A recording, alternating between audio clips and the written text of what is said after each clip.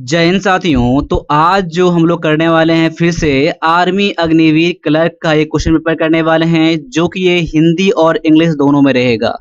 देखिए यहाँ पर वन प्लस डिफेंस एकेडमी के द्वारा जो भी आपके सामने में क्लास लाया जाता है ये किसी भी बुक से कॉपी पेस्ट नहीं होता है। ये सारा अपना एनालिसिस होता है जो कि आप एग्जाम में डायरेक्टली हेल्प करता है। मैं ऐसा नहीं कि कोई बुक से कॉपी पेस्ट मैंने किया और आपके सामने पे प्रेजेंट कर दिया। चाहे तो आप एक-एक क्वेश्चन आप पूरा मैच कर लीजिएगा, कोई बुक से अगर मैच कर जाए तो मुझे बताइएगा कि यार आपने इस बुक से मुझे क्वेश्चन करके मुझे बताया है। देखिए मैं सारा ऐसे में करवाता हूँ। अगर इस टेस्ट में जो मेरा टेस्ट है इसमें से अगर आप 60% क्वेश्चन कर लेते हैं अगर आप, तो समझ लीजिए कि आप अपने एग्जाम के लिए बहुत बढ़िया आप तैयारी कर चुके हैं आप लोग, ठीक है? और आप ऐसे ही क्लास को देखते रहिएगा, अपने एग्जाम को एक बार में आप क्रैक करेंगे। बाद बाकी क्लर्क के लिए सबसे बेस्ट आपको class one plus defence academy पर ही मिलता है। आप ये एनालाइज कर लीजिएगा, ठीक है? और मैं उतना ही करवाता हूँ जो इतना आप एग्जाम में पूरी तरह से काम में आता है। तो चलिए स्टार्ट करते हैं आज के पहले क्वेश्चन से और क्लास लास्ट तक जरूर देखिएगा।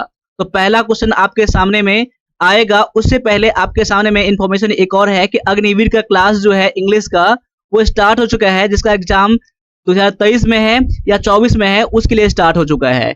उसमें जितना आपका सिलेबस है और जो अभी ट्रेंड आप एग्जाम में पूछा जा रहा है आपको मैं उतना करवाऊंगा। आपका इंग्लिश का लेवल थोड़ा सा भी अगर ठीक है, बेसिक लेवल का अगर इंग्लिश आपका है तो आप अपने एग्जाम को क्रैक कर सकते हैं बहुत ही अच्छे नंबर से। बस मैं उतना ही करवाता हूँ जितना आप एग्जाम में काम आने वाला चीज है, ठीक है? तो यहाँ पर आपको क्वेश्चन पेपर ही मिलेंगे आपको, ठीक है, प्रैक्टिस करने के लिए इंग्लिश वाले। और भी जो डॉट है सारा क्लियर हो जाएगा। तो आप वन प्लस डिफेंस एकेडमी का एप्लीकेशन जरूर डाउनलोड कर लीजिएगा। तो पहला क्वेश्चन आपके सामने में आ चुका है ये कि चंगेज खां के अधीन मंगोलों ने के शासन काल के दौरान भारत पर आक्रमण किया। यानी चंगेज खां जो था, चंगेज खां के अधीन में जो मंगोल जो थे, ठीक है, मंगोल साम्राज्य की जो स्थापना करने वाले चंगेज खां ही हैं। तो वो किसके शासन काल में भारत पर आक्रमण किया था? तो यहाँ पर आपके सामने में ऑप्शन देख लीजिए। बलबन है, इल्तुतमिश है, कुतुबुद्दीन ऐबक है और फिरोज शाह तुगलक है। तो किसके टाइम में? देखिए यहाँ पर इसका आंसर जो हो जाता है ऑप्शन नंबर बी हो जाता है। अगर आपका आंसर इल्तुतमिश है तो आपका आंसर बिल्कुल 100% यहाँ पर करेक्ट हो जाता है। और ऐसे क्वेश्चन करते हैं समझ लीजिए आपका लेवल जो है जीके का बढ़िया है। तो यहाँ पर ऑप्शन नंबर बी है। देखिए उस समय में दिल्ली का सल्तनत का जो एक रूलर था वो कौन था? तो इल्तुतमिश था। तो ऑप्शन नंबर आपका बी है, ठीक है? आगे बढ़ते हैं। अगला क्वेश्चन आपके सामने में है कि जम्मू और कश्मीर को भारत का अभिन्न अंग बनाया गया। यानी देखिए जम्मू कश्मीर जो था भारत में कब जुड़ गया, भारत से कब जुड़ गया? तो यहाँ पर आपके सामने में ऑप्शन है। और देखिए जो क्वेश्चन नहीं पता होगा ना आप नोट जरूर बनाइएगा, ठीक है? और वहां पर वन प्लस डिफेंस एकेडमी लिख दीजिएगा और वहां पर नोट बना कर रख लीजिएगा, चाहे वो जीके का हो, कंप्यूटर का हो, इंग्लिश का हो, मैथ का हो, सारे आपको काम आएंगे, ठीक है? आप लोगों से बस एक रिक्वेस्ट है कि अब आप इस चैनल पर पहली बार हैं तो सब्सक्राइब जरूर कर लीजिएगा और क्लास अच्छा लगे तो क्लास को लाइक करके अपने दोस्तों को जरूर बताइएगा। तो यहाँ पर आपके सामने में इसका आंसर जो हो जाता है ऑप्शन नंबर ए हो जाता है, जो कि 26 अक्टूबर 1947 यानी 26 अक्टूबर 1947 को जम्मू कश्मीर जो था भारत में जुड़ गया, भारत का अभिन्न अंग बन गया। तो ऑप्शन नंबर आपका यहाँ पर ए हो जाता है, ठीक है? अब आगे बढ़ जाइए, अगले क्वेश्चन को भी देख लीजिए यहाँ पर कि निम्नलिखित में से कौन सी ट्रॉफी फुटबॉल से संबंधित नहीं है। देखिए यहाँ पर कौन सी ट्रॉफी जो है फुटबॉल से संबंधित नहीं है। देखिए आप एग्जाम में एक क्वेश्चन है स्पोर्ट्स से आने की संभावना जो होता है 90% होता है। अब देखिए स्पोर्ट्स से क्वेश्चन आता है वो स्टैटिक से आपको आएगा, ठीक है? तो यहाँ पर देखिए ट्रॉफी से रिलेटेड या फिर कोई अवार्ड है, ठीक है, यहाँ पर कोई स्टेडियम कहाँ पर है, ऐसे क्वेश्चन आपको पूछा जाता है यहाँ पर। देखिए यहाँ पर आप नोट बना लीजिएगा इस चीज को, अगर नहीं पता होगा तो। देखिए यहाँ पर फुटबॉल से संबंधित जो आपका ट्रॉफी नहीं है वो ऑप्शन नंबर डी में है, नेहरू ट्रॉफी। देखिए नेहरू ट्रॉफी जो है ये फुटबॉल से संबंधित आपका ट्रॉफी नहीं है। बाद में देखिए यहाँ पर डीसीएम ट्रॉफी, रोवर्स ट्रॉफी और संतोष ट्रॉफी, ये सारे क्या हैं? ये सारे आपके फुटबॉल से संबंधित ट्रॉफी है। अब देखिए यहाँ पर कंफ्यूजन बहुत सारे बच्चों को ये हो जाएगा नेहरू ट्रॉफी के बारे में। देखिए यहाँ पर याद कर लीजिए नेहरू ट्रॉफी की मैं बात कर रहा हूँ। नेहरू ट्रॉफी जो है ये आपका देखिए यहाँ पर फुटबॉल से संबंधित नहीं है। तो देखिए किससे संबंधित है? देखिए ये जो आपका संबंधित है ये बोट रेस से। किससे है ये? बोट रेस से। याद कर लीजिए नौका रेस से आपका ये संबंधित आपका ट्रॉफी है नेहरू ट्रॉफी। देखिए यहाँ अगर मैं वही बात यहाँ कर दूं नेहरू कप की मैं बात कर दूं, क्या कर दूं मैं? नेहरू कप की बात कर दूं। देखिए नेहरू कप जो है ना ये आपका फुटबॉल से है। देखिए यहाँ पर देखिए कितना कंफ्यूजन है। देखिए Nehru trophy, football boat race, Nehru cup, ये आपका फुटबॉल से संबंधित हो गया। देखिए ट्रॉफी और कप का यहाँ पर आपका डिफरेंस है यहाँ पर, ठीक है। और एक और देख लीजिए यहाँ पर, अगर मैं ऐसा कर दूं कि जवाहर, देखिए यहाँ पर जवाहर, माफ कीजिएगा यहाँ पर जवाहर लाल नेहरू, जवाहरलाल नेहरू, देखिए ये आपका ट्रॉफी जो है तो ये आपका जवाहरलाल जब नेहरू आपका आ जाएगा ऐसा अगर, तो वहां पर आप याद कर लीजिएगा ये हॉकी से रिलेटेड है। देखिए यहाँ पर नेहरू ट्रॉफी आपका बोट रेस, और नेहरू कप की बात करता हूं तो ये आपका फुटबॉल, और जवाहरलाल नेहरू अगर ट्रॉफी की बात कर दूं अगर मैं, तो ये आपका आ गया हॉकी से रिलेटेड। ठीक है, देखिए बहुत बढ़िया आपके सामने एक आपको क्वेश्चन था। ठीक है, अब आगे आ जाइए। अगला क्वेश्चन है कि प्रतिष्ठित ज्ञानपीठ पुरस्कार के प्रथम विजेता कौन है? Who was the first winner of prestigious Jnanpith award? तो यहाँ पर आपके सामने जो ऑप्शन है उनमें से देख लीजिए कि आपका आंसर यहाँ पर क्या है। देखिए यहाँ पर इसका आंसर जो हो जाएगा ये हो जाएगा जी शंकर कुरूप, यानी कि जी शंकर कुरूप जो है ज्ञानपीठ पाने वाले प्रथम विजेता हैं। ठीक है, ऑप्शन नंबर आपका सी जो है यहाँ पर आंसर हो जाता है। अब देखिए यहाँ पर ये जो आपका अवार्ड मिला था तो कब मिला था, कभी आपको पूछा जाएगा तो 1965 में, 1965 में इनको अवार्ड मिला था। देखिए अवार्ड से संबंधित 2023 में जो एग्जाम हुआ है उसमें पूछा गया है। ठीक है, तो किस जिले में मिला था? ये मिला था आपका दी बम्बू फ्लूट। ठीक है, 1950 ये आपका इस बुक के लिए मिला था। ठीक है, तो यहाँ पर आगे आ जाइए। अगला जो आपका क्वेश्चन है यहाँ पर कि निम्नलिखित में से कौन सी रेखा भारत और पाकिस्तान को अलग करती है? देखिए यहाँ पर कौन सा रेखा, देखिए ऐसे क्वेश्चन एग्जाम में पूछे जाते हैं और पूछ लिए भी गए हैं यहाँ पर। ठीक है, तो ऐसे वाला क्वेश्चन सारे लाइन है ना, सारे जैसे रेड क्लिफ लाइन हो गया, मैकमोहन लाइन हो गया, ये सारे आप याद कर लीजिए, कहीं आपका जीके के बुक में होगा, आपका ज्योग्राफी में आपका ये होगा। ठीक है, तो यहाँ पर भारत और पाकिस्तान को जो अलग करती है वो कौन सी रेखा है, कौन सा रेखा है, कौन सा लाइन है? यहाँ है red Cliff line, option number आपका ए है। ठीक है, क्या है? ऑप्शन नंबर ए जो है आपका यहाँ पर आंसर हो जाता है। देखिए आपका रेड क्लिफ लाइन कब बना था यहाँ पर, तो देखिए यहाँ पर 17 अगस्त को उसका बना था, 17 अगस्त 1947 को बना था। ये भी याद कर लीजिएगा, 17 अगस्त 1947 को ये आपका रेड क्लिफ लाइन बना था जो कि भारत और पाकिस्तान को अलग करता है। ठीक है, अब आगे आ जाइए, अगले क्वेश्चन को भी फिर से देख लीजिए। यहाँ पर बिल्कुल बोरिंग नहीं होना है, बस आपको नोट बनाते चलना है और देखना है। मैंने पहले बोल दिया कि 60% आपको क्वेश्चन करना ही है इस क्लास में। ठीक है, तो यहाँ पर है अजनबी गैस। अजनबी गैस किसे कहा जाता है, यानी कि स्ट्रेंजर गैस किसे कहा जाता है? यहाँ पर देखिए, यहाँ पर आपके सामने ऑप्शन है ऑर्गन, नियॉन, जियोनॉन और नाइट्रस ऑक्साइड। तो यहाँ पर आपका आंसर जो हो जाएगा ऑप्शन नंबर सी हो जाएगा, जो हो जाएगा जिनॉन हो जाएगा। तो ऑप्शन नंबर आपका सी जो है आपका यहाँ पर आंसर हो जाता है। तो मैं उम्मीद करता हूं कि ये क्वेश्चन आपने जरूर करा होगा। अब आगे आ जाइए, अगले क्वेश्चन को देख लीजिए। यहाँ पर अगला क्वेश्चन है कि ध्वनि की गति में वृद्धि होती है। देखिए ध्वनि की साउंड यानी कि स्पीड ऑफ साउंड जो है ना इंक्रीज कब होता है? यहाँ पर देखिए, यहाँ पर आपके सामने में ऑप्शन दिए गए हैं। इन ऑप्शन में से देख लीजिए, तापमान में कमी होने पर, या तापमान में वृद्धि होने पर, या आर्द्रता में यानी कि डिक्रीज इन ह्यूमिडिटी में कमी होने पर, या फिर ये सभी कंडीशन फॉलो करता है। यानी कि ऑप्शन नंबर अगर तीनों सभी फॉलो करता है तो आप ऑप्शन नंबर डी चुन लीजिएगा। लेकिन यहाँ पर अपना आंसर मैच कर लीजिए। यहाँ पर जो आपका आंसर हो जाएगा ऑप्शन नंबर बी हो जाएगा, जो कि हो जाएगा तापमान में वृद्धि यानी कि increase in temperature. Option number आपका बी है आपका यहाँ पर आंसर। तो अभी आप लोग स्क्रीनशॉट लेते रहिएगा। ठीक है, स्क्रीनशॉट लेते रहिएगा, बाद में नोट बनाकर जरूर याद करिएगा। और कौन कौन नोट बना रहा है आप लोग कमेंट जरूर करेंगे। साथ साथ में आप लोग कौन से स्टेट से और कौन से डिस्ट्रिक्ट से आप लोग देख रहे हैं क्लासेस, आप मुझे कमेंट करके जरूर बताइएगा। ठीक है, आगे आ जाइए, अगले क्वेश्चन को देख लीजिए। यहाँ पर कि कोयले में कौन सा तत्व मौजूद नहीं होता है, यानी कि which element is not present in coal, यानी कोयले में कौन सा तत्व जो है मौजूद नहीं है? तो यहाँ पर आपके सामने ऑप्शन है कि फास्फोरस, सल्फर, नाइट्रोजन और ऑक्सीजन। देखिए ये क्वेश्चन बहुत ही आपके लिए इंपॉर्टेंट क्वेश्चन है। कोयले में कौन कौन सा तत्व मौजूद नहीं है, आपको यहाँ पर ये है कि आपका आंसर देखना है यहाँ पर कौन सा होगा। देखिए अगर आपका आंसर ऑप्शन नंबर ए है यानी कि फास्फोरस है, तो आपका आंसर बिल्कुल 100% करेक्ट हो जाता है। क्योंकि कोयले में जो मौजूद होता है, देखिए सल्फर तो मौजूद होता ही है, नाइट्रोजन भी होता है, आपको ऑक्सीजन भी होता है, इसके अलावा और याद कर लीजिए हाइड्रोजन भी होते हैं। क्या होता है? हाइड्रोजन भी होता है। ठीक है, और इसके अलावा कार्बन भी होता है। क्या होता है? कार्बन भी होता है। याद कर लीजिए, कोयले में जो मौजूद होने वाले पदार्थ हैं हाइड्रोजन, आपका कार्बन, ऑक्सीजन, नाइट्रोजन, सल्फर, ये सारे चीज मौजूद होते हैं, लेकिन फास्फोरस नहीं होता है। ठीक है, तो ऑप्शन नंबर ए जो है ना आपका यहाँ पर आंसर है। तो ऐसे ऐसे क्वेश्चन में आपको नोट बनाने की बहुत ज़्यादा ज़रूरत है। देखिए सारे क्वेश्चन आपके सामने में सिलेक्टेड क्वेश्चन है सामने में आपके, ठीक है? तो आपको रिवीजन करना बहुत ज़्यादा ज़रूरी है, इसके लिए आपको नोट बनाना पड़ेगा आपको, ठीक है? अब आगे आ जाइए, सर्वाहारी जानवरों का उदाहरण या सर्वाहारी मतलब क्या? ओमनिवोरस। आपने पढ़ा होगा, बचपन में पढ़ा होगा आपने, चौथी, पाँचवीं, छठी के बुक में पढ़ा होगा आपने, ओमनिवोरस एनिमल किसे कहते हैं? देखिए ओमनिवोरस किसे कहते हैं मैं आपको समझा दे रहा हूँ, जो एनिमल, प्लांट और एनिमल दोनों खाते हैं। क्या कहते हैं? एनिमल दोनों खाते हैं। यानी कि प्लांट भी खा सकते हैं और एनिमल भी, यानी कि एनिमल मांस भी खाते हैं। तो इसे क्या कहते हैं हम लोग? ओमनिवोरस कहते हैं, यानी कि सर्वाहारी, सब कुछ खाने वाला है। देखिए आपके सामने ऑप्शन जो है ना, भेड़ है, हिरन है, सिंह है और कॉकरोच है। तो यहाँ पर आपका आंसर जो हो जाएगा ऑप्शन नंबर डी हो जाएगा। कॉकरोच क्या होता है? ये सर्वाहारी है, यानी कि प्लांट भी खा सकता है, प्लांट से बने प्रोडक्ट भी खा सकते हैं और यहाँ पर एनिमल को भी खाता है कॉकरोच। लाइन क्या है आपका? देखते हैं कि ये आपका लाइन जो है ना, ये आपका जैसे कि मांसाहारी होता है, हिरन भी आपका शाकाहारी होता है, भेड़ क्या होता है? आपका मांसाहारी होता है। ये सारी चीज़ आपको पता होना चाहिए, पता भी होगा आप लोगों को। अब अगला क्वेश्चन आ जाइए कि यहाँ पर बेजोड़ को चुनना है। इन सभी में से देख लीजिए कि इसमें से डिफरेंस यानी कौन-सा अलग है, इन चारों में से कौन-सा कैटेगरी अलग हो जाता है।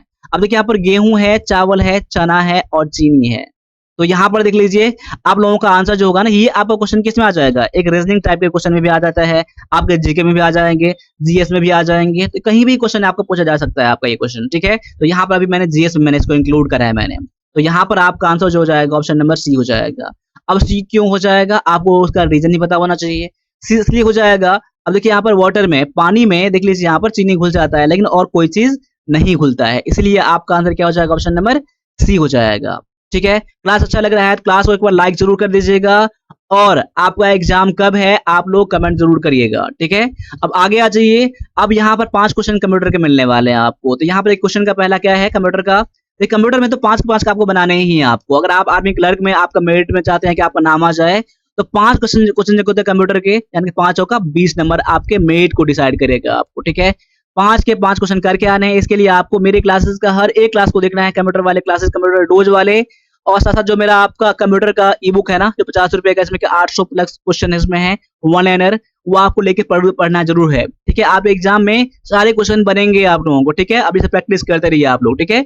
अब यहाँ पर क्वेश्चन ये है कि इंटरनेट से जुड़े प्रत्येक कंप्यूटर में, देखिए इंटरनेट से जुड़ा हुआ कंप्यूटर में क्या चीज़ होता है? देखिए एक पेंटियम मशीन होना चाहिए, अगर वो कंप्यूटर से जुड़ा हुआ है तो क्या होना चाहिए? पेंटियम मशीन होना चाहिए। अगर ये ज़रूरी नहीं है कि इंटरनेट से जुड़ा हुआ कंप्यूटर जो होता है पेंटियम मशीन होना ही चाहिए।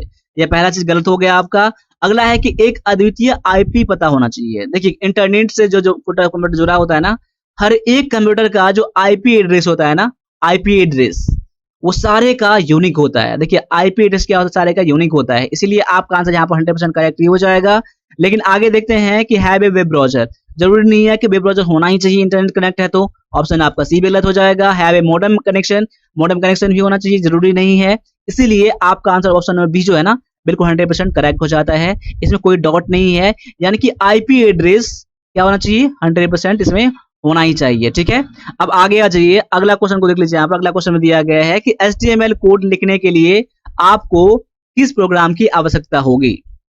देखिए एचटीएमएल कोड जैसे कि ब्राउज़र बनाया जाता है, वेबसाइट बनाया जाता है, वेबसाइट के लिए कोडिंग किया जाता है। एचटीएमएल कोड लिखने के लिए कौन से प्रोग्राम की आपको ज़रूरत है आपको? कौन से एप्लीकेशन सॉफ्टवेयर की आपको ज़रूरत है?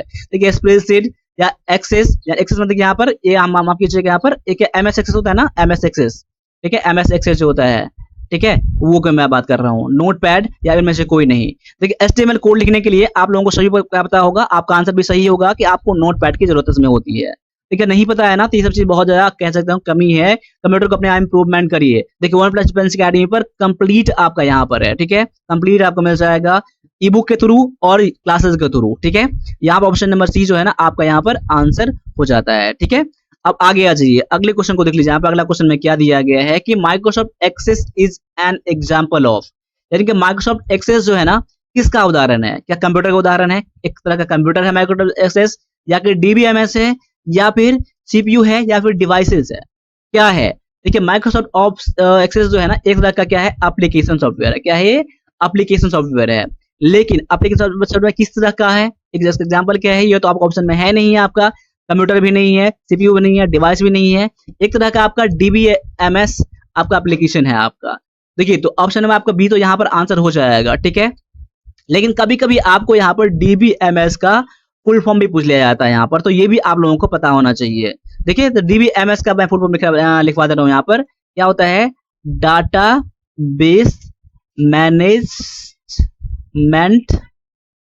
Data management system, SYSTM।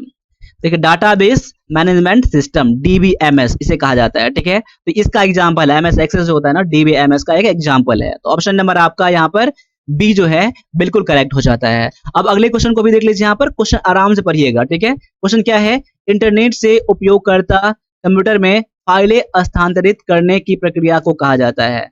देखिए, इंटरनेट से उपयोगकर्ता कंप्यूटर में फाइल को हस्तांतरित, यानी कंप्यूटर इंटरनेट का उपयोग करके जो भी कंप्यूटर यानी कि जो भी इंटरनेट पर होता है अपने कंप्यूटर में लाने की प्रक्रिया को क्या कहा जाता है? देखिए, आप इसको इंग्लिश में समझिए।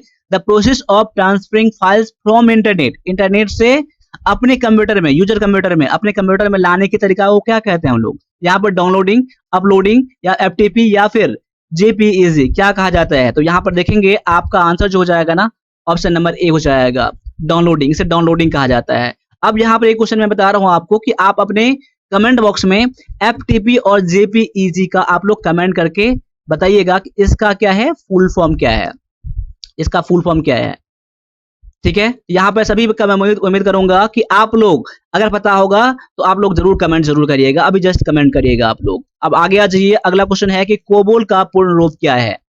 कोबोल, COBOL का फुल फॉर्म क्या है? अब देखिए, यहाँ पर ऑप्शन पढ़ लीजिएगा आप लोग, ऑप्शन कौन कौन सा है यहाँ पर, ठीक है। थोड़ा सा टाइम देकर, जहां वीडियो लगे वीडियो को पॉज करना है, वीडियो को पॉज कर लीजिएगा। मैं इसका डायरेक्टली आंसर बता रहा हूं, आप लोग अपने आंसर को वेरीफाई कर लीजिए कि आपका आंसर यही है या नहीं है। अब देखिए, इसका आंसर जो हो जाएगा, ऑप्शन नंबर आपका डी हो जाएगा, common business oriented language. Common business oriented language, option number आपका डी जो है ना, आपका यहाँ पर आंसर है। क्लियर है? अब यहाँ पर 10 क्वेश्चन आपके लिए मैथ के मिलेंगे आपको, 10 क्वेश्चन जो है आपके लिए मैथ के मिलेंगे आपको, और सारा मैथ क्वेश्चन जो है आप एग्जाम के लेवल में और जिस तरह का भी एग्जाम में पूछे जा रहे हैं, मैं वही आपके सामने में लाऊंगा। पूरा निचोड़ मिलेगा आपको वन प्लस डिफेंस अकेडमी पर आर्मी क्लर्क के लिए। आर्मी क्लर्क का एग्जाम, आर्मी क्लर्क का एग्जाम जो 2023 या 2024 में है, उन सभी के लिए, ठीक है। अब यहाँ पर क्वेश्चन ये है कि 42 सेंटीमीटर व्यास वाले वृत्त के आकार के एक तार को काटा जाता है और एक वर्ग बनाने के लिए मोड़ा जाता है। वर्ग की भुजा कितना है? यानी कि आपका एक क्या है, वृत्त है। अब देखिए, इसका व्यास कितना है, तो 42 सेंटीमीटर है। अब इसको काट कर, इसको हटाकर एक आप क्या बनाया जाता है, वर्ग बनाया जाता है। तो वर्ग में जानते हैं सभी भुजा बराबर होते हैं, तो वर्ग की भुजा कितनी है? अब देखिए, यही तार काटा जाएगा तो यही बनाया जाएगा, यानी दोनों का देखिए परिमाप में क्या होता है, वृत्त में परिधि में क्या होता है, देखिए परिधि इसका निकाला जाएगा, इसका परिमाप निकाला जाएगा। बात एक ही है, परिमाप बोले परिधि बोले, यानी कि पैरीमीटर बोले, ठीक है। यानी देखिए, यहाँ पर ये और दोनों क्या, दोनों इक्वल होगा ना, दोनों की लंबाई तो इक्वल होगा ना, यानी कह सकते हैं यहाँ पर कि पैरीमीटर, देखिए यहाँ पर पैरीमीटर ऑफ सर्कल, ठीक है, CIRCLE circle equal to perimeter of देखिए यहाँ पर उल्टा मैंने कर दिया, यहाँ पर उल्टा भी करेंगे तभी कोई दिक्कत नहीं है। यहाँ पर मैं इसको हटा देता हूँ, मैं इसको फिर से बना दे रहा हूँ आपको, आप जैसे समझिए आप लोग, यानी कि पैरीमीटर मैं कह देता हूँ। देखिए आप समझ लीजिएगा, पैरीमीटर ऑफ स्क्वायर पे लेकर लीजिए ना, स्क्वायर बराबर में पैरीमीटर ऑफ सर्कल CIRCLE, ठीक है ना। दोनों इक्वल रहेगा ना, दोनों बराबर रहेगा यहाँ पर। अब इसका फॉर्मूला होता है 4 इंटू साइड, ठीक है, और इसका फॉर्मूला क्या होता है, 2 पाई और r होता है।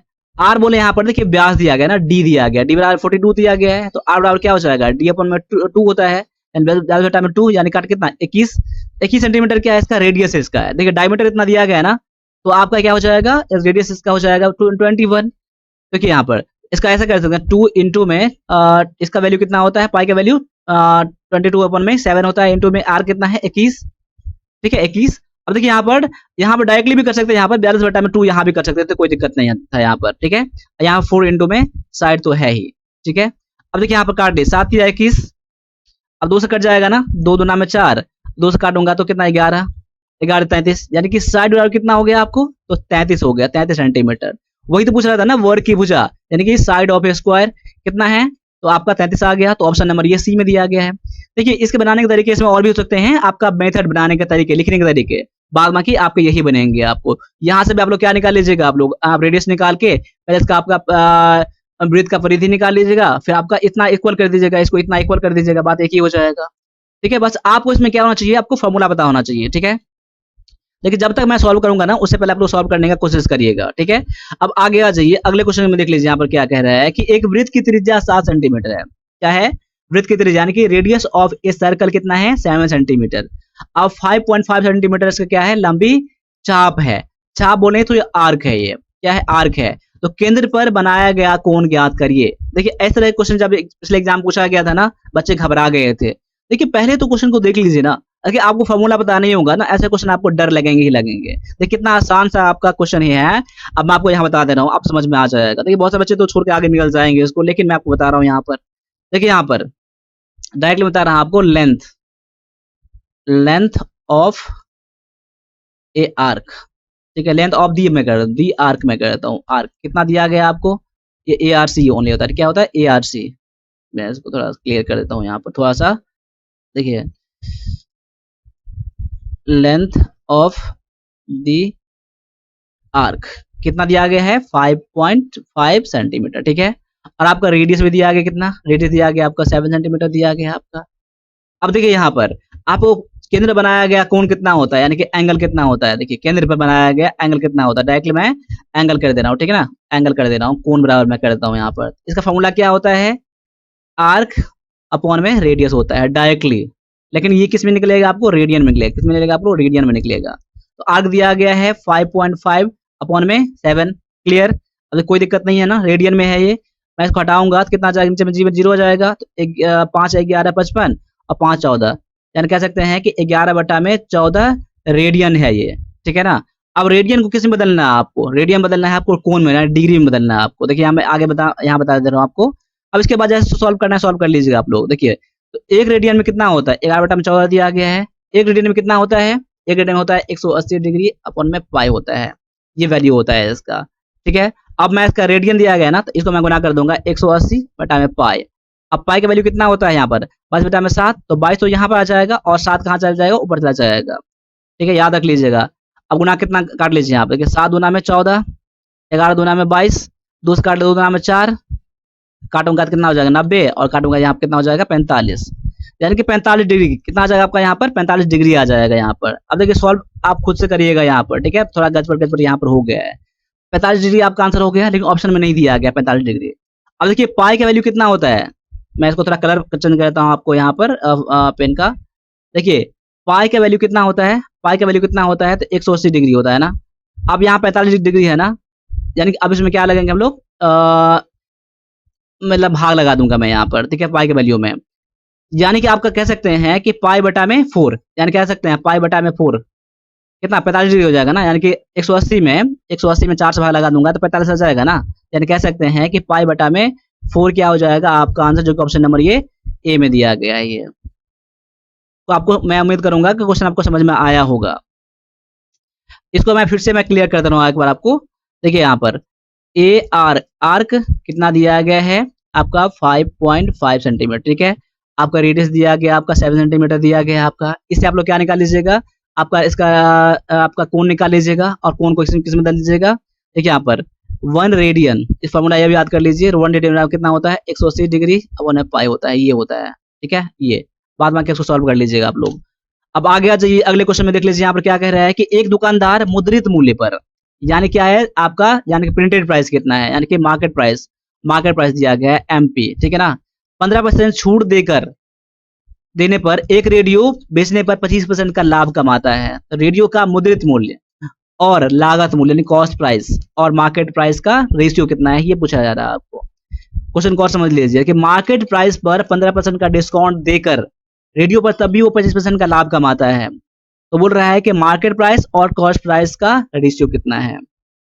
देखिए यहाँ पर पहले आप लोग मार्केट प्राइस निकाल लीजिए। ठीक है, मार्केट प्राइस निकाल लीजिए। मार्केट प्राइस और मार्केट प्राइस पे कितना 15% छूट दे रहा है ना, तो देखिए यहाँ पर तो गुना करूंगा 85 बटा में 100, आपका क्या निकल, सेलिंग प्राइस निकल जाएगा ना।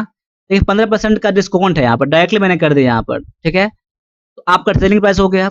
और कॉस्ट प्राइस में कॉस्ट प्राइस में क्या करूंगा मैं 20% 25% का लाभ होता है ना, तो सेलिंग प्राइस कैसे निकाले हम लोग, तो 125 बटा में 100 हो जाएगा।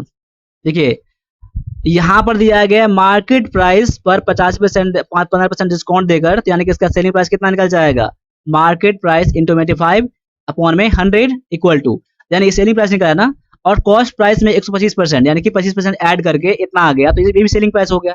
सेलिंग प्राइस दोनों बराबर है ना। अब देखिए यहाँ पर, अब मैं यहाँ इसको मैं यहाँ करूंगा, देखिए यहाँ पर, क्योंकि देखिए मार्केट प्राइस और लागत यानी कॉस्ट प्राइस बाद में आएगा। देखिए मैं इसको मैं यहाँ करूंगा, पहले तो 100 काट लीजिए यहाँ पर, ठीक है। अब मैं क्या, मार्केट प्राइस मैं यही छोड़ देता हूँ, मार्केट प्राइस मैंने यही छोड़ दिया, और कॉस्ट प्राइस इस तरफ जो है ना, मैं इस तरफ कर दूंगा, यानी बाईं तरफ, यहाँ मैं इसको मैं यहाँ कर दूंगा, तो किस में आ जाएगा, ये कॉस्ट प्राइस नीचे आ जाएगा, और ये वाला तो वहीं पे रहेगा 125, और 50 इस तरफ है तो इस तरफ इस तरफ आ जाएगा ना, यानी 50 नीचे आ जाएगा। 5 से कर लिए, 5 25 से 5 17 है, यानी कैसे होगा 25 अपॉन में 17, यानी कि 25 अनुपात 17 क्या हो जाएगा आपका आंसर, जो कि ऑप्शन नंबर ये डी में दिया गया है। देखिए इसमें आपको क्या करना है, आपको मैं उम्मीद करूंगा कि सब पता होगा, फॉर्मूला भी पता होगा आप लोगों को, ठीक है, तभी आप ये सब क्वेश्चन बना सकते हैं। बात बाकी मैंने पेड कोर्स में मैंने बता दिया है प्रॉफिट एंड लॉस का फॉर्मूला के साथ, वो क्लास ज्वाइन कर ले सकते हैं आप लोग, मैथ का भी क्लास ज्वाइन कर सकते हैं, ये 1+ डिफेंस अकेडमी के एप्लीकेशन पर है। अब यहाँ पर आ गया जाइए, निम्नलिखित प्रश्न में से प्रश्न चिन्ह के स्थान पर क्या आएगा, यानी क्वेश्चन मार्क के स्थान पर क्या आ जाएगा, यहाँ पर क्या आ जाएगा। अब देखिए यहाँ पर आपको इस सीरीज का क्वेश्चन दिया गया है, तो कभी कभी ये आपका ये इस तरह क्वेश्चन पूछे जाते हैं एग्जाम में। अब देखिए 12, यहाँ पर क्या आएगा, अब इसके बाद है ये आ गया, इससे ये बना, इससे ये बना। अब देखिए पैटर्न ढूंढिए यहाँ पर, देखिए 12 है, क्वेश्चन मार्क है, 8 है, 17 है, और 6 9 है, और 5 5 3 है। अब मैं इससे मैं ये कैसे बना होगा, मैं एक अंदाजा कर रहा हूँ यहाँ पर क्या होगा ये आपको पता करना है आपको, ठीक है। अब देखिए इससे कैसे बना होगा ये, तो मैं इसमें गुणा करता हूँ 2 से, 8 दूना में 16 प्लस में 1 कर देता हूँ, मैंने एक अंदाजा लगाया है, मैंने इसमें 2 से दो गुना करके और यहाँ पर किया गया है। अगर मैं इसमें बात करूँ, देखिए 17 चौका 68 के बराबर है ना, यानी गुना किया होगा 4 से प्लस 1 की ऐड किया होगा। देखिए यहाँ पर पहले 2 था यहाँ पर, तो 4 आया यहाँ पर, ठीक है, और प्लस 1 किसी में गया, प्लस 1 में किया गया, कुछ ना कुछ मुझे पैटर्न मिल रहा है। अब इसे ये कैसे बना होगा, यानी कि इसे मैं ये करता हूँ एक तरह से, मतलब 8 गुना के बराबर में है ये। देखिए अगर मैं 69 में अगर मैं 8 से मल्टीप्लाई कर दूं, तो 8 ना 72, और 8 में 72 में 7 कैरी 100 के साथ 8 48 55, देखिए 552 प्लस 1, यानी इसमें कह सकता हूँ गुना किया 8 से प्लस किया 1। अब पैटर्न तो मुझे मिल गया ना, देखिए 2 से 2 गुना किया 4, अब 4 से 2 गुना किया 8, यानी इसका मतलब कह सकता हूँ यहाँ पर कितना 2 गुना किया ना, 2 गुना किया है ना, तो यहाँ मैं कह सकता हूँ कि अगर यहाँ पर 2 है तो यहाँ पर 1 आया होगा, गुना किया होगा 1 से, प्लस किया होगा, ऐड किया होगा, 1 यार किया होगा। क्यों, जब 1 होगा तभी तो यहाँ पर 2 आएगा ना, जब 2 था तो यहाँ पर 4 आया था, यहाँ पर समझ में आ रहा है ना, तभी तो 4 से 2 गुना किया तो यहाँ पर 8 आ गया ना, यानी कि 1 में 2 गुना किया होगा यहाँ पर, यानी इसमें क्या समझ में आ गया, यहाँ पर 1 से गुना किया और 1 ऐड किया, तो यहाँ पर कितना आना चाहिए था, 7 आना चाहिए था, समझ में आ गया ना, 7। तो 7 में गुना करूंगा मैं 1 से, प्लस 1 ऐड करूंगा तो 8 आ जाएगा ना, यानी कि यहाँ पर कितना आ जाएगा, 7 आपका आ जाएगा, ऑप्शन नंबर ए में भी दिया गया है। अब वही चीज मैं फॉर्मूला दोहराता हूँ यहाँ पर, तो 1 कैसे आया होगा यहाँ पर, जब 0.5 गुना में 2 किया होगा प्लस 1 किया होगा, तभी तो यहाँ पर 7 आया होगा ना। देखिए अगर मैं 12 में 0.5 से गुना करूंगा तो 6 आ जाएगा, प्लस 6 में 1 ऐड करूंगा तो कितना आ जाएगा, 7 आ जाएगा, तो 7 यहाँ कंफर्म मेरा हो गया, तो ऑप्शन नंबर मेरा बी हो गया। देखिए यहाँ पर मैंने समझाने में आपको थोड़ा टाइम लगाया है ताकि आपको समझ में बढ़िया से आपको आ जाए, बाद में कि आपको समझ में आया होगा तो आसानी से क्वेश्चन बना सकते हैं, इतने लिखने की जरूरत आपको नहीं है। जब मैं समझाता हूँ तो आपको टाइम लगेगा आपको, ठीक है। अब यहाँ पर आ गया जाइए, इस क्वेश्चन को देखिए, सॉल्व करिए आप लोग, ठीक है। अब ये चैप्टर भी मैंने पेड कोर्स में मैंने करवा दिया है 1+ डिफेंस अकेडमी एप्लीकेशन पर, लाइन बाय लाइन फॉर्मूला के साथ, तो टाइम बिल्कुल मत लगाइए, जाइए क्लास को ज्वाइन करिए और कंप्लीट करिए अपने एग्जाम से पहले। देखिए एक ट्रेन 60 किलोमीटर प्रति घंटा गति से चलते हुए 1.5 किलोमीटर लंबी सुरंग को 2 मिनट में गुजर गई, ट्रेन की लंबाई क्या है। क्वेश्चन गौर करिए, जब एक सुरंग को पार करेगा या प्लेटफॉर्म को पार करेगा या फिर एक दूसरी ट्रेन को पार करेगा तो ट्रेन की लंबाई कितनी हो जाएगी, यानी कुल दूरी कितना चलेगा। देखिए जब प्लेटफॉर्म को पार करें या फिर सुरंग को पार करें तो यानी कि उसकी लेंथ जो हो जाएगा ना, यानी कि प्लेटफॉर्म की लंबाई प्लस में ट्रेन की लंबाई, प्लेटफॉर्म की लंबाई प्लस ट्रेन की लंबाई। तो यहाँ पर क्या दिया गया है, यहाँ एक सुरंग से गुजर रहा है ना, सुरंग से गुजर रहा है, सुरंग कितना है 1.5 किलोमीटर है, यानी कह सकते हैं 1/5 यानी कि 1500 मीटर कह सकते हैं, 1500 मीटर है। तो ट्रेन की लंबाई जो होगा ना, उसमें ऐड करेंगे तो कुल दूरी हो जाएगा। तो देखिए यहाँ पर दूरी पहले निकाल लीजिए, कितना दूरी चला है। देखिए दूरी बराबर क्या होता है, दूरी यानी कि डिस्टेंस बराबर क्या हो जाएगा यहाँ पर, तो यहाँ की स्पीड इंटू में टाइम होता है। तो स्पीड क्या है, 60 किलोमीटर दिया गया, 60 गुना में टाइम दिया गया 2 मिनट दिया गया ना, तो 2 बटा में मैं 60 कर लूँगा। क्यों कर लूँगा यहाँ पर मैं 60? देखिए मिनट को घंटा में चेंज करना है, क्यों? क्योंकि यहाँ पर देखिए यहाँ पर 60 किलोमीटर प्रति घंटे है ना, इसीलिए यहाँ पर कह रहा हूँ कि यहाँ पर टाइम जो रहेगा ना आपका मिनट से घंटा मैंने कर दिया। 60-60 कट जाएगा, यानी काट कितना हो जाएगा, 2 किलोमीटर हो जाएगा, 2 किलोमीटर, क्योंकि किलोमीटर में ये दिया गया ना। अब 2 किलोमीटर में कह सकता हूँ, 2 किलोमीटर में कह सकता हूँ कि 2000 मीटर, 2000 मीटर। अब देखिए 2000 मीटर दूरी चला है ना, जिसमें 2000 दूरी में एक सुरंग भी इसमें शामिल होगा और ट्रेन भी शामिल होगा ना। इसका ट्रेन की लंबाई यानी सुरंग की लंबाई कितना, 1500 मीटर दिया गया ना, 1500 मीटर घटा दीजिए, तो क्या निकल जाएगा आपका 500 मीटर, क्या निकल जाएगा, ट्रेन की लंबाई निकल जाएगा ना यहाँ पर। समझ में आ गया ना? ठीक है, तो यही आपका आंसर था यहाँ पर। ठीक है, 500 मीटर, तो ऑप्शन नंबर ये बी में दिया गया है। देखिए मैं इसको आप लोग फिर से बना लीजिएगा, ठीक है ना, इसको फिर से बना लीजिएगा, अपने तरीके से बनाइएगा यहाँ पर कि देखिए जब इसमें कंसेप्ट क्या है, इसमें कंसेप्ट ये है कि सुरंग को पार करेगा, सुरंग को जब पार किया होगा तो कुल दूरी, सुरंग की दूरी और अपनी दूरी, अपनी ट्रेन की लंबाई की दूरी, उतना दूरी चला होगा ना, तो वही तो दूरी है जो 2 मिनट में चला गया है। तो 2 मिनट में कितना दूरी चला है, तो 2 किलोमीटर। बस किलोमीटर को मैंने किस में चेंज कर दिया, मीटर में मैंने चेंज कर दिया, तो मीटर में चेंज कर दिया तो उसका दूरी निकल गया, यानी कुल दूरी कितना चला है, इसमें से 1500 मीटर, 1500 मीटर क्या है आपका सुरंग की लंबाई है, तो 500 मीटर क्या है, ट्रेन की लंबाई है। क्लियर है, बहुत आसान सा कंसेप्ट है। ठीक है, अब आगे आ जाइए, इस क्वेश्चन को भी देख लीजिए आप लोग। ठीक है, इसमें क्या दिया गया है कि 24,000 पर 10% प्रति वर्ष की दर से 2 वर्ष के लिए चक्रवृद्धि ब्याज क्या है, यदि ब्याज की वार्षिक रूप से सही संयोजित होता है, किया जाता है। तो देखिए आसान तरीके से आप 2 तरीके से बना सकते हैं, या तो देखिए 1 वर्ष का पहले निकाल लीजिए, फिर 1 वर्ष का ब्याज इसमें ऐड कर दीजिए, फिर दूसरे वर्ष का ब्याज निकाल के उसमें ऐड कर दीजिए, यही आपका आंसर निकल जाएगा। नहीं तो डायरेक्टली इसका फॉर्मूला क्या है, अमाउंट यानी कि मिश्रण बराबर क्या है, P इंटू में 1 प्लस R अपॉन में 100 इंटू में टाइम बोले या फिर एन बोले, जो भी बोले। अब देखिए पहले आप अमाउंट निकाल लीजिए, अमाउंट में क्या होता है, प्रिंसिपल और इंटरेस्ट दोनों ऐड होता है, वही इसमें निकलेगा। ठीक है, यहाँ पर 24,000 इंटू में 1 प्लस में R दिया, रेट कितना 10 दिया गया है, अपॉन में टाइम दिया गया 2 वर्ष, यानी कह सकते हैं कि 24,000 इंटू में 10 दहें, यहाँ 100 है, 10 दहें के 100, 10 यहाँ 10 10 एक 10 और यहाँ 1 आ जाएगा, यानी 11 बटा में 10 आ जाएगा, पावर में 2। अब इसको ये भी कर सकते हैं हम लोग, इसको ये भी कर सकते हैं कि 24,000 गुना में 11 बटा में 10 गुना में 11 बटा में 10, 10। ठीक है, 0 0 0 0 कट जाएगा। अब यहाँ पर काट लीजिए, यहाँ पर आप जो गुना कर लीजिए, 24 240 गुना में 11 गुना में 11। देखिए जितना आएगा आपका, जितना आएगा कितना आएगा, देखिए 11 121, मैं इसको साइड में यहाँ सॉल्व करता हूँ, यहाँ पर 121 गुना में 240 है ना, 0 पहले यहाँ कर दीजिए, यहाँ पर 24 1 24, हाथ में कैरी हो गया 2, और 24 में 48, 2 50 में 5, 24 में 24 और 5 29, या कितना हो जाएगा 29,040 हो जाएगा, कितना हो जाएगा ये 29,040 हो गया। ये तो आपका ब्याज और दोनों शामिल है यहाँ पर ना। अब इसमें क्या कर दीजिए, इसमें कर दीजिए आप 24,000 घटा दीजिए, 29,040 में से आप लोग कितना घटा दीजिए, 24,000 घटा दीजिए, प्रिंसिपल है तो आप क्या निकल जाएगा, ब्याज निकल जाएगा ना, 5,040 क्या निकल जाएगा आपका, ब्याज निकल जाएगा। तो ऑप्शन नंबर ये डी में दिया गया है। एक तरीका तो ये है, और एक तरीका क्या है आपका, ऐसे कर लीजिए 24,000 पर क्या निकाल लीजिए, पहले 1 वर्ष का पहले ब्याज निकाल लीजिए, 10% गुना में 100 कितना निकल जाएगा 0 0, यानी कि 2400 हो गया, 2400 हो गया ना।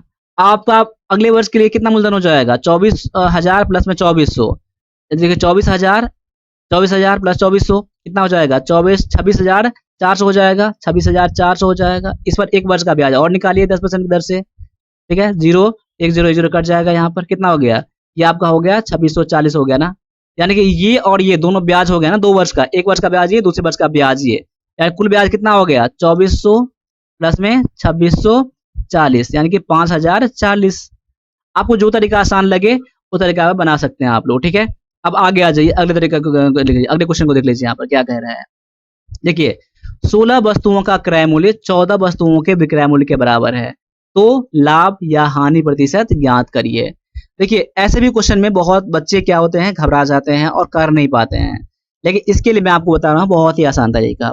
देखिए यहाँ पर क्या है, क्वेश्चन बस समझने की जरूरत है, क्वेश्चन समझ गए ना तो क्वेश्चन बन जाएगा आपको। तो मैं कह देता हूँ, देखिए कॉस्ट प्राइस, मैं करता हूँ कॉस्ट प्राइस ऑफ 16 आर्टिकल है ना, 16 आर्टिकल ARTICL, आर्टिकल मतलब वस्तुएं, ठीक है। बराबर में क्या दिया गया है, सेलिंग प्राइस ऑफ 14 आर्टिकल, ठीक है। समझ में आ गया ना, दोनों बराबर है ना। ठीक है, 16 वस्तुओं का क्रय मूल्य यानी कॉस्ट प्राइस ऑफ 16 आर्टिकल्स, ठीक है, इक्वल टू 14 वस्तुओं के विक्रय मूल्य के बराबर है। क्लियर हो गया। अब देखिए यहाँ पर मैं कैसे निकाल रहा हूँ इसको, यहाँ पर देखने की बहुत जरूरत है। देखिए मैं ऐसे कर रहा हूँ, यहाँ पर कॉस्ट प्राइस और सेलिंग प्राइस यहाँ पर है ना, मैं इसको इस तरफ लाऊंगा, ठीक है ना, बटे में आ जाएगा ये सेलिंग प्राइस, और आपका 14 तो वहीं पर रहेगा ना, आपका 16 जो यहाँ पर है, तो इसको मैं इस तरफ करूंगा, मैं ये नीचे आ जाएगा, फिर इस तरफ गुना में, इस तरफ भाग में। क्लियर है, यानी कह सकते हैं यहाँ पर 7/8 कह सकते हैं। तो यहाँ पर मान लीजिए, यहाँ पर मान लीजिए कि कॉस्ट प्राइस आपका कितना है, 7 है, और सेलिंग प्राइस कितना आपका है, तो 8 है। तो यहाँ पर कितना निकल जाएगा, प्रॉफिट कितना निकल जाएगा आपका, 8 - 7, यानी कि 1 रुपये का कितना निकल जाएगा आपका, प्रॉफिट निकल गया ना आपका। तो यहाँ पर क्या पूछ रहा है, प्रॉफिट परसेंट, प्रॉफिट तो हो गया ना, तो प्रॉफिट परसेंट कितना निकल जाएगा। देखिए यहाँ पर प्रॉफिट परसेंट बराबर कितना निकल जाएगा, तो प्रॉफिट बटा में कॉस्ट प्राइस 7 इंटू में 100, ये फॉर्मूला होता है ना। प्रॉफिट परसेंट का फॉर्मूला क्या होता है, प्रॉफिट अपॉन में कॉस्ट प्राइस 7 दिया गया था इंटू में 100।